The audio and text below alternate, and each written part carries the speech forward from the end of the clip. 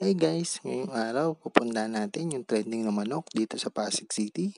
Kaya gumamit na kami ng motor para makarating agad dun sa location na yon at makaiwas sa traffic.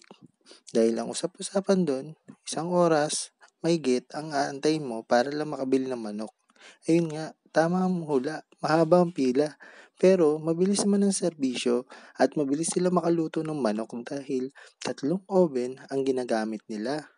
Ang pangalan ng store ay White Chicken.